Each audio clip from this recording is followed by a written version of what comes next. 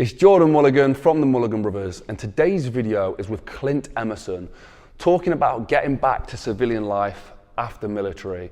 A question that I'm asking all the military guys at the moment, and something that is very important that we cover, in my opinion. So thank you so much to Clint for sharing this with us. It's a story of difficulty and transitioning that people don't understand. So let's shine a light on it by sharing these videos and watching these videos. Today's video was sponsored by theeverydaystoic.com, where you can get the best stoicism apparel and clothing with the link in the description. Thank you to theeverydaystoic.com. I am rocking their Stoic t-shirt today. They have some other amazing stuff on there. And also audible.com, where you can get a free audiobook with the link in the description. Before that, how military guys adjust to civilian life when they come back from the military. This is one of my favorite pieces that we've done on that so far. You haven't just retired, decided to watch TV for the rest of your life. Like, what is that that's inherent in you? Like, what is keeping you going? I think what keeps me, well, first and foremost, when you're in the SEAL teams, you're serving the greater good, right? It's not just for the United States either, it's for the globe. A lot of the operations we conduct are for the greater good of the world we live in and are not specific to US policy, okay? And that feeling of operating for the greater good is something that doesn't go away. So for me, transitioning out, I just created my own greater good, and that is providing, safety, security, and survival skills to both organizations and individuals. So I've done that through Escape the Wolf, my company, which we do crisis management for all kinds of companies, big and small. And then my book series, 100 Deadly Skills, is really the same kind of crisis management skills, but down at the individual level, so that they can have what they need in order to get themselves out of trouble.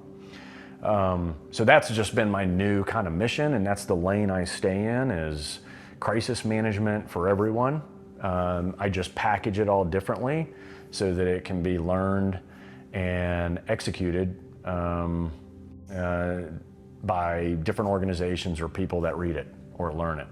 So that's kind of it. I think you have to create your own mission when you don't have a greater one to work for anymore. I think it's applicable right now as well. We have like a softer generation, I would say, coming through. So I mean, like deadly skills, those kind of things, like, are those the things that this generation need to be learning? I tell everybody, regardless of generation, that I want you to have all the skills, but never have to use any of them, right? It's a good day gone bad when you have to use 100 deadly skills, but every person should certainly know them. And as it relates to like current generations and that demasculation of the population and these beta males and all the things I hear about and see on social media, honestly, I just don't get too hung up in it. I hope that through the experience of a pandemic and other wars starting to erupt, that people do wake up and go, okay, I probably need to be a little more self-reliant. I need to rely on myself to get the job done each and every day, whether it's to bring money home to pay the bills, whether it's to just get food for that day, or to protect themselves in a dark alley. I think there's a lot to be learned by what we've all experienced with this pandemic and wars going on to wake people up and make them go, oh, wait a minute, I can't rely on 911, I can't rely on my neighbor, I gotta rely on myself. And so that's really my ultimate goal, is to just make it easy for people to start being more self-reliant. Yeah, how important is that? Self-reliancy, accountability even, like people taking that, is that important that they should be doing those kind of things? I think self-reliance is something that we all inherently had at one moment in history, right? If you look at this country, it was just 200 plus years ago we were founded, and everybody, man, woman, and child, were very self-reliant when they did it, You can't say that for today because technology has made us lazy. But I think what's made us even lazier is the lack of accountability and the lack of consequence. And so if you don't hold someone accountable for their actions and there is no consequence, then there's no reason to really be self-reliant, because, well, someone's either going to do it for me, or whatever excuse I come up with will be good enough, and no one's gonna ridicule me, correct me, or give me constructive criticism. You know what I mean? So I think, yes, you have to be accountable. You have to take on and face consequence, and all of that leads to being far more self-reliant, because with self-reliance comes, look in the mirror and determine your vulnerabilities, determine your weaknesses, and fix them. But if no one's holding you accountable, then you're never really going to know your weaknesses, your vulnerabilities, or anything about yourself, right? And then, now you're relying on an app to bring food to your door, right? From a man who's been in some extreme situations, and many would describe as scary situations, how would you tell a normal person to deal with fear? The fear of failing as a businessman or whatever it is. What's your advice to those people? Yeah, fear is fuel for me. If you embrace it, it keeps you safe and it allows you to perform more, right?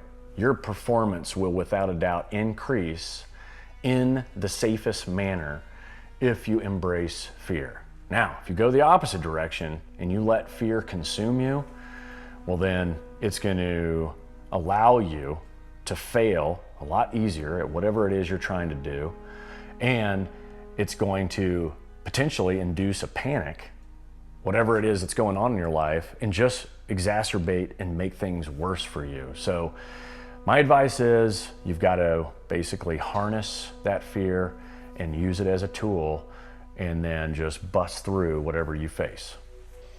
And again, as a businessman, entrepreneur now, you do a lot of businesses on the side as well, and you've turned one skill and taken those advantages and put it into business.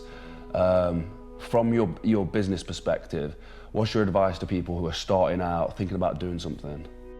Well, first, I think you have to take that first step. So don't be scared to just go and fail. I think we hear it a lot these days, but that's the reality of it. Is you have to go out, fall on your face a couple of times, and be willing to get up and keep moving, and know that nothing is going to come easy. So that's first. Take the step, be willing to fail.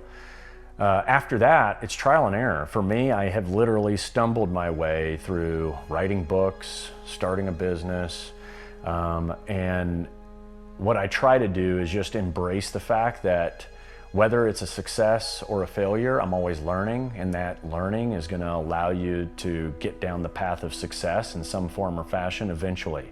For some, it happens pretty quick, and for others, it takes longer. But as long as you don't give up, then you're going to have the moment of success that you're looking for. This one is more for the B-roll that we'll be shooting in a bit, but how come you still train in the gym? You still do your runs every morning? Like, what's the reasoning for that? And what would a typical routine look like? Yeah, training and human performance has always been important to me, even though I wasn't that great of a performer. But human performance and actually getting out, working out, maintaining combatives, and running for me is without a doubt a release. So that at the end of the day, and also at the beginning of the day, I am starting and ending with something that's physical. One, it's good for your health, but two, I feel like if I start at the beginning of the day with a workout, then I have more energy to get through the tasks that I'm gonna face.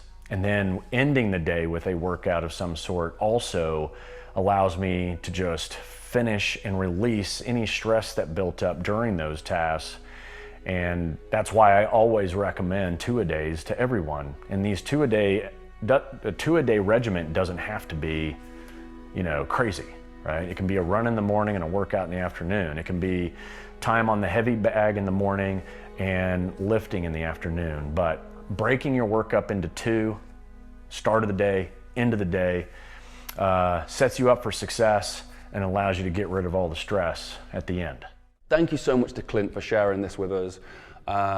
It's something that's not being covered enough, in my opinion. We forget what these guys went through, and then we expect them to just return to civilian life, and we don't offer enough support. We don't offer enough support, and yeah, I think we need to do better. We need to be better. So thank you so much to Clint for sharing this. Hopefully this is shining a light and people can start to just have an understanding and a bit more empathy in the situation. Today's video was sponsored by betterhelp.com, where you can get online professional therapy with a link in the description, and also the everydaystoic.com, where you can get the best stoicism clothing and apparel with the link in the description. This is their Stoic t-shirt, their classic Stoic t-shirt. Using the link in the description, and it helps support this. It makes this possible. Like, being totally honest, I want to thank Everyday Stoic for their support, everyone's support at Mulliganbrothers.com, and all the companies who come forward to help us continue this movement and inspire change. We want to deliver this for free forever. We can't thank you guys enough. You are making this possible, and we are so, so grateful. So thank you so much.